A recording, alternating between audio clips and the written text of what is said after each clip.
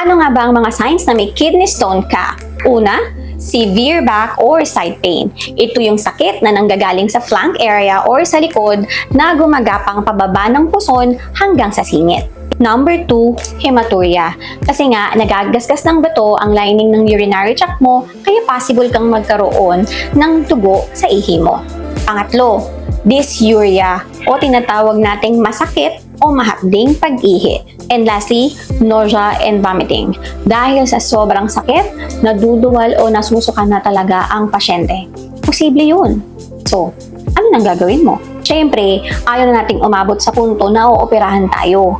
So, paano ba talaga i-manage ang kidney stones na maiintindihan ng lahat?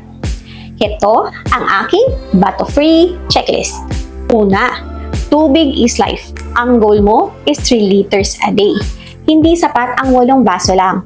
Kung alam mo na may bato ka, kailangan mong umihi ng hanggang 2.5 liters per day at kailangan ng ihi mo ay halos clear, kulay tubig at hindi dilaw na parang juice. Number 2, bawasan ng sausawan. Ito naman ang mahirap nating gawin. Dapat bawasan natin ang patis, ang toyo, ang bagoong, ang instant noodles, ang delata, kasi ang asin parang magnet yan na humihila dun sa calcium papunta sa ihi mo para maging bato. Next, isalain mo yung ihi mo or tinatawag natin tong the strainer hack.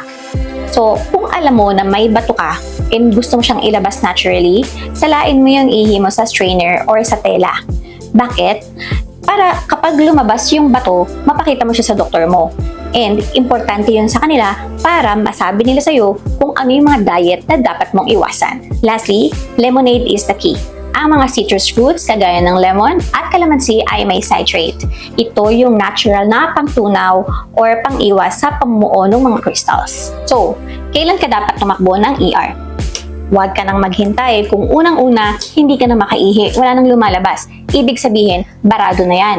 Pangalawa, kapag nilalagnat ka o giniginaw dahil isa yang senyales ng infeksyon.